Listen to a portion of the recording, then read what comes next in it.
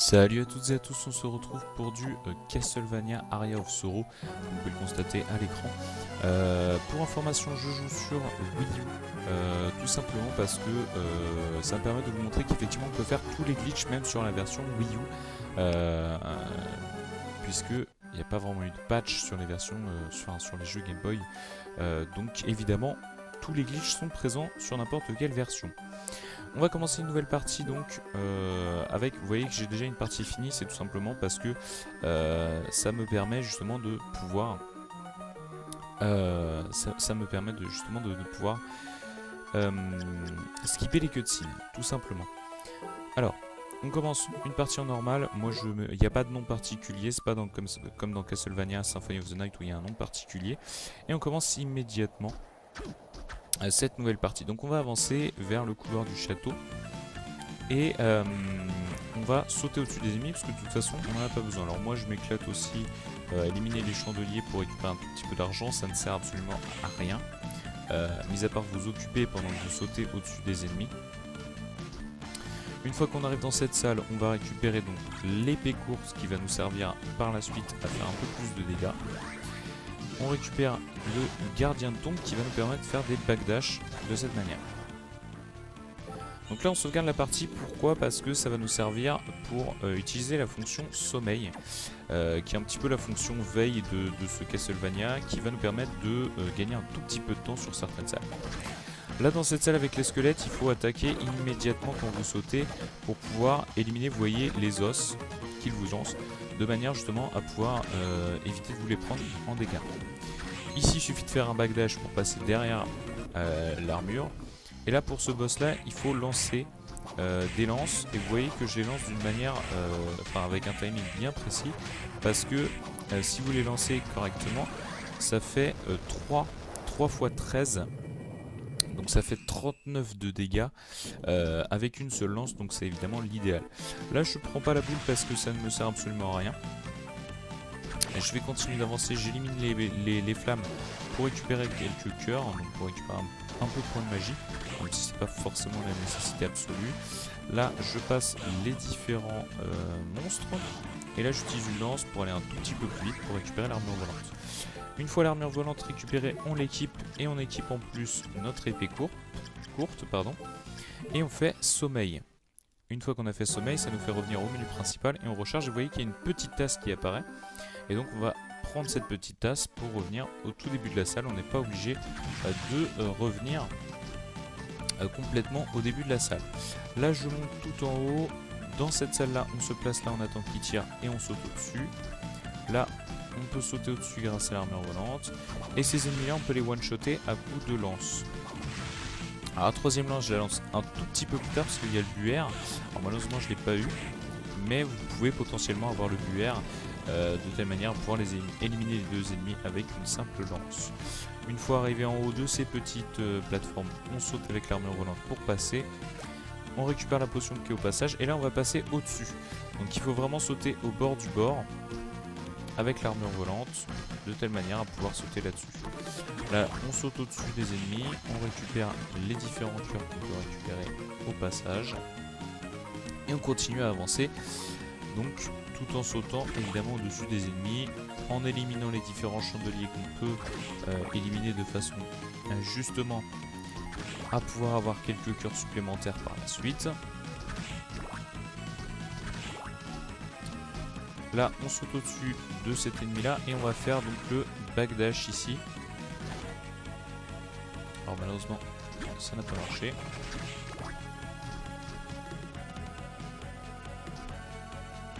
Voilà. Alors il y a des vidéos annexes qui vont expliquer tous les glitches que je vais faire. Donc moi je vous montre vraiment le routine complet. Je vais pas chercher à vous montrer vous expliquer tous les glitches. Parce que il y a vraiment toute une section qui est dédiée à... Enfin, il y a vraiment des vidéos qui sont entièrement dédiées aux différents glitches. Donc évidemment n'hésitez pas à checker ces vidéos là. Une fois qu'on a passé ici dans la chapelle et qu'on a réussi à faire toutes ces manipulations là, on a skippé donc le boss de la chapelle qui est la manticore. Et là, pour ce couloir là, il suffit tout simplement de passer en backdash. Vous voyez que je prends quelques dégâts mais c'est pas ultra gênant. Parce que normalement vous connaissez déjà plutôt bien le jeu. Le jeu n'est pas si compliqué que ça. Après, si vous n'êtes pas trop safe, à vous d'aller chercher différents points de sauvegarde dans les différentes zones pour savoir où est-ce que vous allez pouvoir récupérer vos points de vie, etc. Donc voilà. Là, on va aller récupérer une autre épée qui va nous servir un peu plus. Donc on descend tout simplement ici. Dans cette salle, je vous conseille de sauter pour éviter la grosse aide. Bon, je me suis fait avoir, mais tant pis. Et là, on récupère le sabre qu'on équipe tout de suite. Et on fait sommeil pour éviter de repasser dans les ennemis. Ça fait pas forcément gagner beaucoup de temps, ça fait gagner que une seconde, je dirais. Mais au moins, on se retape pas les ennemis dans cette salle. Là, on passe toujours au-dessus des ennemis. Alors, il est vrai qu'il y a un système d'expérience dans ce jeu-là et que tuer des ennemis, ça pourrait rapporter de l'expérience. Il se trouve qu'on va récupérer très rapidement la meilleure épée du jeu et que globalement, une fois que... Enfin, les ennemis ont un pattern assez fixe, assez facile à éviter et vous allez voir, enfin vous allez comprendre que qu'on soit pas plein d'expérience et qu'on peut se prendre des dégâts assez facilement, vous allez voir qu'on a moyen de se régénérer aussi très facilement. Là, évidemment, quand on ne peut pas passer au-dessus des ennemis en sautant, eh bien on fait du backdash. Ici, si vous avez besoin, vous pouvez aller sauvegarder et en plus vous ressourcer. Ensuite, vous repartez vers la droite. On saute au-dessus. Voilà, on saute au-dessus de tous les ennemis. La petite cinématique qu'on skip, évidemment. Dans cette salle, on va passer le Minotaur, mais il faut attendre un petit peu. Parce que sinon, voilà, je me suis pris la hache parce que j'ai pas assez attendu. Donc il faut juste attendre un tout petit peu pour passer sans se prendre un coup de hache. Ici, on arrive face à l'armure. Donc vous voyez que... Mince. Vous voyez que quand il fait ses coups d'épée, je me place assez proche de l'ennemi et je me baisse. Ça me permet d'éviter ses coups d'attaque et de faire des dégâts en plus. Et vous voyez que j'utilise une technique de saut plus attaque. En fait, ça enlève... ça permet d'attaquer un tout petit peu plus vite. Et donc de faire beaucoup plus de dégâts. Alors dans mon cas, j'utilise le bouton Y et X parce que j'ai une certaine habitude d'enchaîner en fait de bas en haut. Et vous pouvez faire A et B, ça marche tout pareil. Moi j'ai un peu plus de mal. Ou Y et B ça marche aussi, hein. Ou A et X ça marche tout pareil. Moi j'ai une plus grosse habitude de faire Y et X dans le cadre de la Wii U. Et ensuite on récupère Malphas. Donc vous voyez que j'utilise beaucoup les lances pour activer les âmes plus rapidement parce que ça m'évite de me déplacer jusqu'à l'âme. L'âme va venir plus rapidement vers moi plutôt que j'aille jusqu'à l'âme pour la récupérer un peu plus rapidement. Là, comme on a le double saut, on peut plus facilement esquiver les ennemis. Donc c'est ce qu'on va faire. Vous voyez que je peux esquiver très rapidement les ennemis. Je vais sauvegarder parce que dans le cadre de ce tutoriel, pour moi je trouve ça... Enfin, je préfère sauvegarder de manière à ce que ce soit un peu plus simple pour moi de vous expliquer les différentes choses. Ensuite, on passe toujours au-dessus des ennemis. Vous voyez que là, avec le double saut, ça passe nickel. Là, vous n'avez même pas besoin d'utiliser l'armure volante. Il suffit de sauter vraiment au dernier moment pour passer entre les deux. Alors là, j'ai sauté un petit peu tardivement. Donc, malheureusement, ça n'a pas marché. Ensuite, on saute par ici. Et voilà. Là, il faut vraiment sauter au bord des escaliers pour pouvoir passer au-dessus des têtes. Voilà. Et là, pour cette remontée, il faut passer sur la gauche. Parce que si vous êtes assez rapide, vous voyez qu'on arrive juste avant que la tête de mort vienne nous hacher à la figure. Ensuite, on remonte on remonte dans la zone où on était tout à l'heure, dans la cathédrale. Donc là, il faut pareil faire une remontée assez rapide. Vous voyez que en faisant une remontée assez rapide, ça m'a permis d'esquiver tous les ennemis. Le retour du couloir en backdash. Hop là. Vous voyez qu'en manipulant un petit peu le guerrier squelette, ça m'a permis de n'avoir que 18 points de damage sur le backdash plutôt que d'avoir beaucoup de damage. Là on n'a qu'une téléportation par défaut, donc on va prendre la téléportation par défaut et on descend, voilà, ici.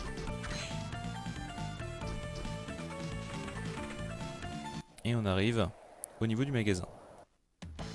Au niveau du magasin, on va aller vendre. On vend tout sauf la potion et le couteau. J'appuie sur R, je monte jusqu'à la bouche. Je vends et vous voyez que j'ai 16 000 d'or. Donc avec mes 16 000 d'or, je vais déjà acheter 9 esprits supérieurs. Je vais acheter un katana et un treillis. Une fois que c'est fait, je m'équipe du katana et du treillis. Et voilà. Et donc là on va aller vers la fin du jeu, enfin, quasiment.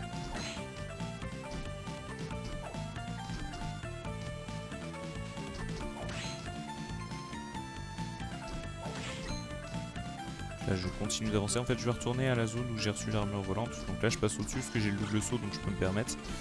La cape ne sert absolument à rien, c'est juste une petite récupération par là. Pareil, l'élimination du squelette. Tout ce qui est élimination d'ennemis à partir de là, ça va être juste du bonus. Sauf quand on va arriver à l'arène, puisque quand on va arriver à l'arène, on va éliminer des ennemis, ça va être pour gagner des niveaux, pour pouvoir affronter plus facilement par la suite Valor. Ça on va le voir un peu, on va le voir plus tard dans la run. Là je passe donc cette zone un peu plus facilement grâce au double jump. Et une fois que j'arrive ici, vous voyez, je fais un double jump. Pareil, c'est expliqué dans une vidéo annexe.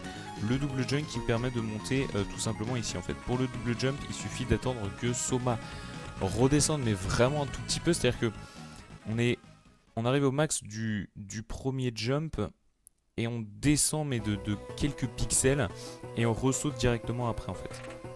C'est tout simplement comme ça. Là, je monte là-dessus. Ensuite, je suis obligé d'attendre la deuxième plateforme. En attendant, on peut détruire les chandeliers pour récupérer un peu de monnaie. Hop là, pardon. Alors là, les diablotins peuvent être un peu trop lesses, donc je les détruis avant. Je monte sur cette plateforme et je vais vers la droite. Oui. Là, j'élimine ce diablotin là. J'attends que le Catoplébas ait la tête contre le pilier. Et ensuite, je me mets sur son cul pour faire un backdash sur la droite pour justement pouvoir passer plus facilement. Là je vais à la première porte à gauche, je vais me ressourcer. Alors ici il faut passer précisément. Alors pour passer le Minotaur, en fait on va sauter à la première torche et on va sauter à la deuxième torche. Alors quand on va sauter à la deuxième torche, c'est quand on va arriver au niveau de la flamme, de la dernière flamme de la deuxième. Donc je saute et j'active mon armure à la première et à la deuxième. Alors mince, faut que je le monte correctement. Je saute à la première et à la deuxième. Vous voyez que ça me permet de passer au-dessus. Vous pouvez aussi passer en faisant des backdash. Ça marche aussi. Alors, je vais juste me ressourcer. Vous voyez que j'ai 112 potions, donc je suis très large. Alors, c'est très difficile de passer en backdash. C'est un peu plus difficile de passer en backdash. Vous voyez que j'ai mis un peu plus de temps à passer en backdash. Là je fais juste sommeil pour vous montrer comment on passe la salle normalement en speedrun. Donc j'arrive dans cette salle, je fais un saut avec l'armure volante, deuxième saut, je passe le premier ennemi. Là le deuxième groupe d'ennemis, alors je me recharge en truc. Même chose, je saute à la première et à la deuxième je ressaute pour passer derrière. Alors malheureusement j'ai raté. Je vais essayer de repasser correctement, voilà. Vous voyez que je suis passé correctement. Donc c'est vraiment saut plus l'armure volante à la première torche. Et à la deuxième torche, il faut sauter vraiment à l'extrémité gauche de la deuxième torche. Une fois que vous avez passé la salle, vous vous rechargez. Vous vous équipez du Léviathan. Et là, on enchaîne. Il faut enchaîner les coups sur les ennemis pour pouvoir les tuer. En faisant attention évidemment à pas se prendre de coups. Et normalement dans cette salle vous allez lever. Hop là. Vous allez lever 3 fois je crois. Si je dis pas de bêtises.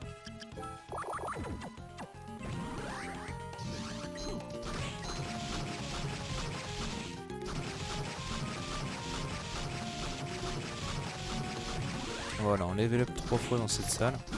Donc là c'est pour ça en fait, il faut tuer tous les ennemis parce que ça va vous permettre de monter de niveau 3 fois. Et c'est pas négligeable quand vous allez être face à Balor.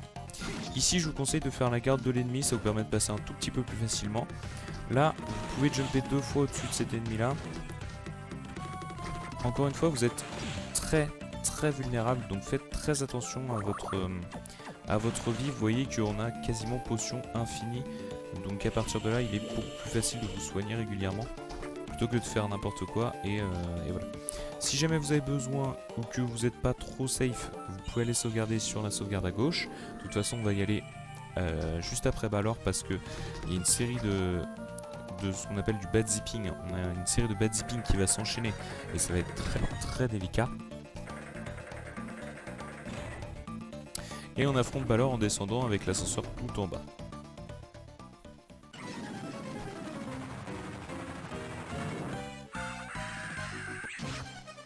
Alors pour Balor, il suffit tout simplement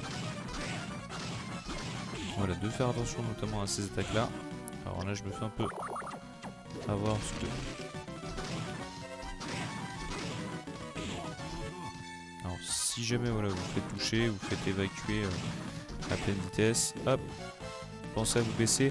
En général vous avez le temps de faire 2 à 3 coups maxi. Et vous voyez que j'utilise le point par la suite pour justement... Hop, je monte dessus et là je peux enchaîner les attaques très rapidement. Ça permet de faire quelques dégâts supplémentaires de manière rapide et efficace. Alors là, je sais que j'ai plus trop de points de vie.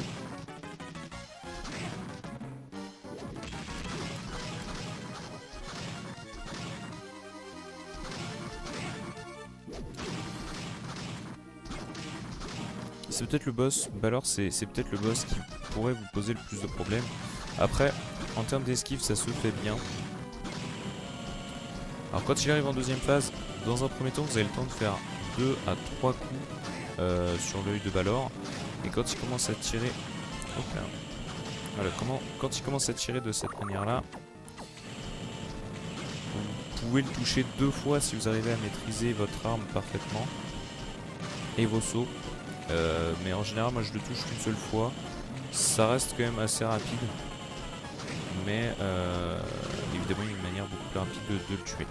Une fois que vous avez tué Balor, vous vous placez sur la gauche, il va y avoir son âme qui va arriver mais vous n'avez pas besoin de son âme. Là vous lancez une flèche pour avoir la chauve-souris géante que vous pouvez équiper immédiatement. Là il y a une petite cinématique que vous skippez puisqu'on est en semi du game plus.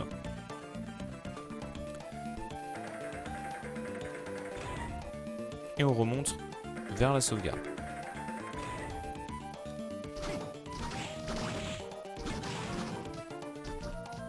Donc là, je sauvegarde. Et on monte tranquillement jusque là. Là, on utilise la chauve-souris pour monter à l'étage supérieur. Je me suis fait toucher par l'ennemi. Voilà. Et là je vais faire mon bad zipping. Donc je n'étais pas tout à fait dans le mur.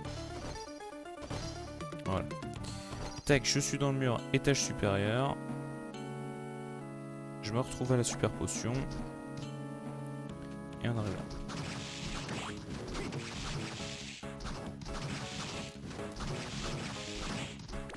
Voilà, donc là je tue, enfin j'enchaîne vraiment le tuage d'ennemis.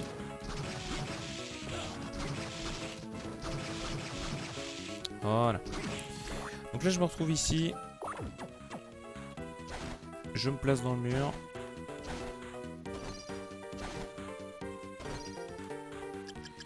Une fois que je suis dans le mur, je fais sommeil. Donc pareil, hein, il y a toute une explication du glitch que je vais faire là. Ça permet de récupérer le Claim Solace, qui est l'arme la plus puissante du jeu. Et ensuite de se diriger vers le royaume chaotique, qui est donc le niveau final du jeu. Une fois que j'ai fait ça, hop, là je suis bien trop haut.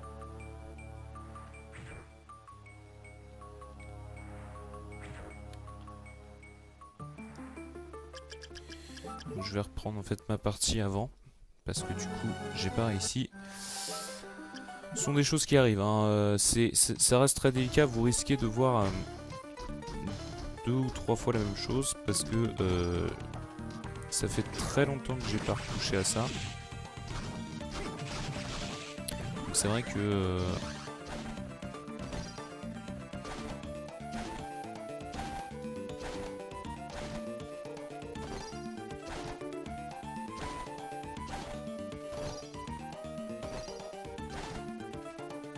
voilà, ça y est. Tac. Je récupère la super peau.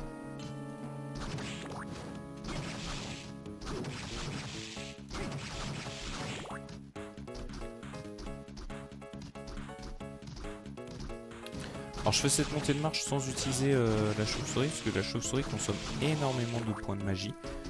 Et donc forcément je veux les économiser pardon, pour les glitches qui sont là.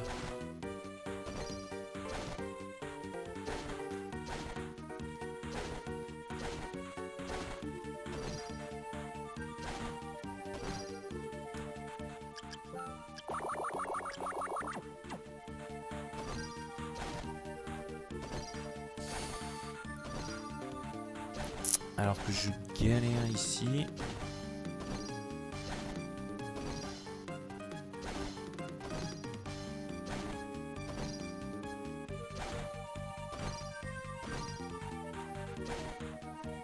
Alors ben, c'est pas possible ça.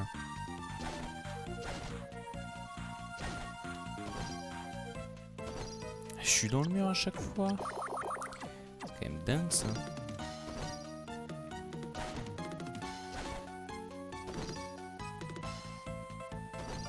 Voilà. Alors c'est là que ça commence à être délicat. Parce qu'il faut vraiment se détransformer. Enfin se retransformer. Non. Alors je peux encore reprendre. Ah bah non.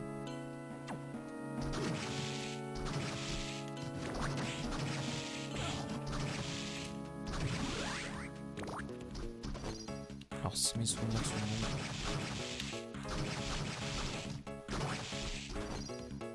Voilà, il y a un téléporteur ici alors. Je vais profiter du téléporteur pour aller refaire un petit peu le stock d'esprit supérieur. Normalement vous n'avez pas à le faire ce truc là. C'est juste que bah, pour les raisons du tutoriel je préfère pardon, racheter un peu tout ça.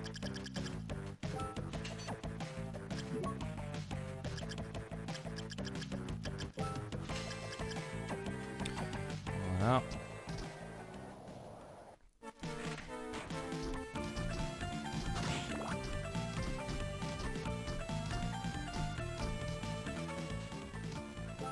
Je repars vers l'endroit où j'étais.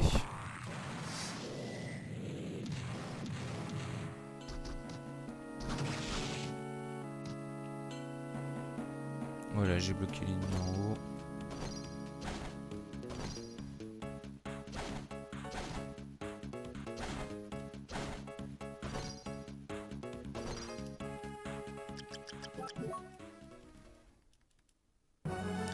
Ah, il faut pas que je me gourre. Et si je me suis gouré.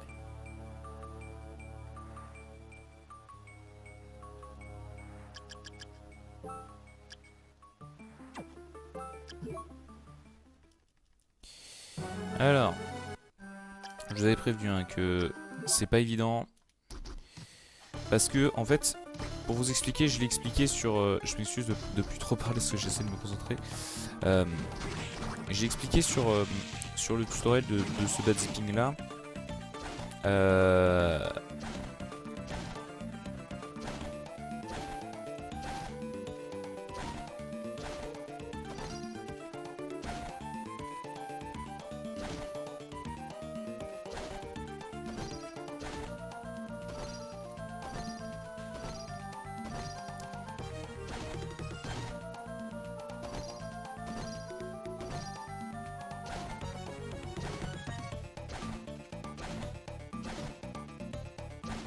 Alors, je n'arrive même plus à faire de bad zipping.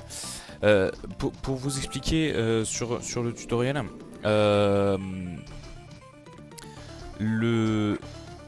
le bad zipping que j'essaye de faire pour arriver au Claim Solace, c'est un bad zipping qui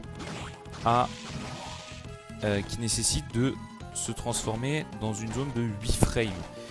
Et 8 frames à 60 fps, c'est très très peu. Alors que là, je n'arrive même plus à faire de bad zipping correctement. Voilà. Vous voyez que c'est pas évident, hein. Même moi, pour vous donner une idée, j'ai un PV sur Castlevania Ray of Sorrow de 16 minutes et quelques, en sachant que sur cette route-là, on peut tomber sur du 14 minutes, voire 13 minutes facilement. Enfin facilement, avec de l'entraînement. 16 minutes, c'est déjà pas mal. Et vous voyez que je galère un peu sur ça, parce que bon, déjà ça fait longtemps que j'ai pas retouché à cette run là, mais ensuite ça reste très très difficile à réaliser ce glitch là, parce que justement on a ce petit temps de frame qui est présent et qui est pas évident du tout à mettre en place sur une run. C'est ce qui peut tuer facilement des runs. C'est le glitch le plus complexe de la run. Voilà. Allez, c'est parti, on y croit.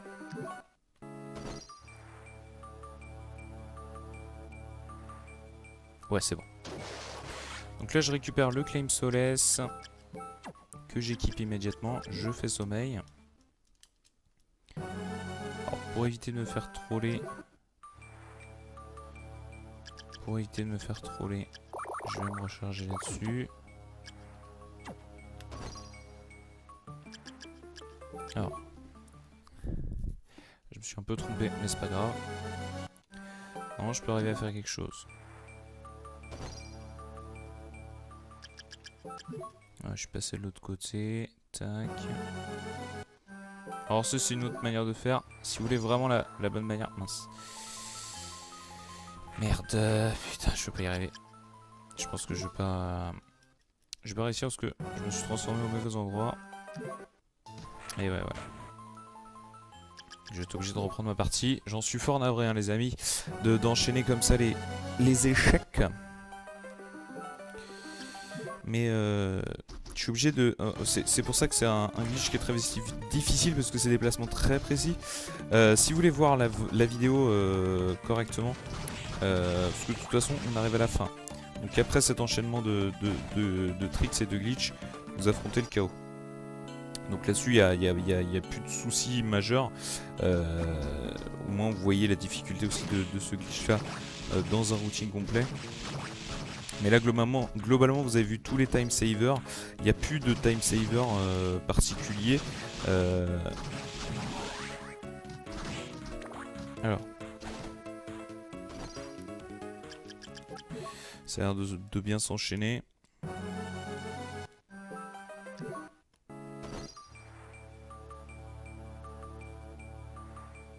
Voilà, parfait.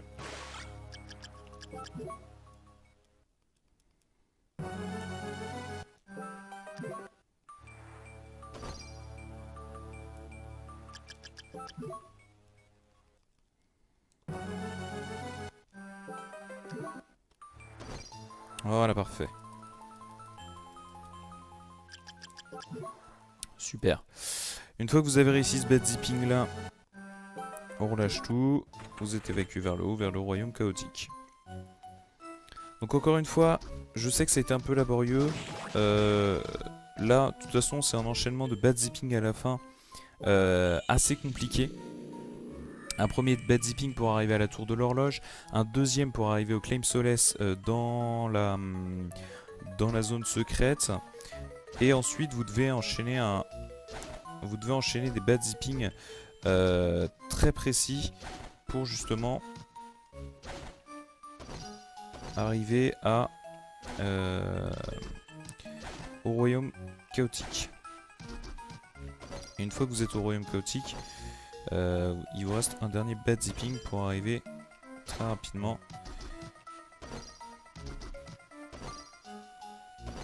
Face au chaos.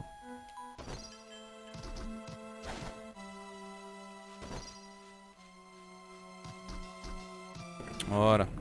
Et là je me retrouve face au chaos. Normalement j'ai équipé le Claim Solace. Bien sûr, je vais regarder. Là le chaos prend les âmes que vous avez déjà. Et j'avais pas équipé le Claim Solace. Donc voilà. Vous équipez le Claim Solace et là vous n'avez plus qu'à affronter le chaos.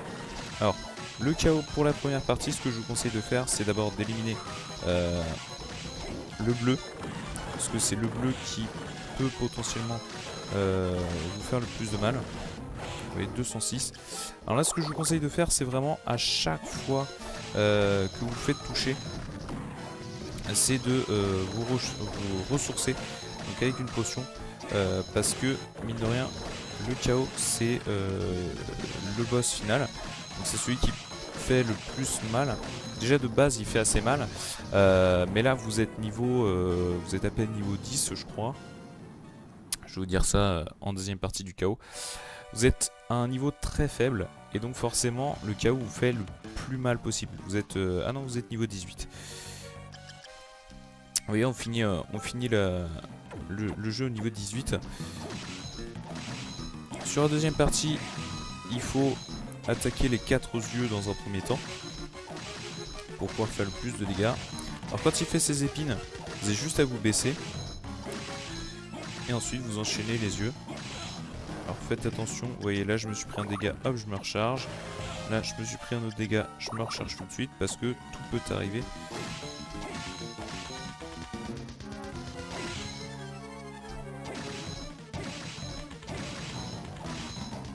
Et vous voyez que là j'ai battu déjà 2 yeux. Le temps de passer sur les deux autres œils, je peux attaquer un petit peu le chaos, le chaos noir. Vous voyez que j'ai juste à me...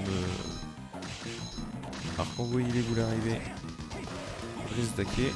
Là je me suis fait un peu troller. Tac. Vous voyez que dès que je me prends des dégâts, direct je retourne dans le menu et je me ressource. Et voilà, et à partir du moment où vous avez détruit les 4 feuilles, vous allez faire 44 au boss et il vous suffit il vous suffit maintenant d'esquiver le dragon, les petites boules et les grosses boules du dragon.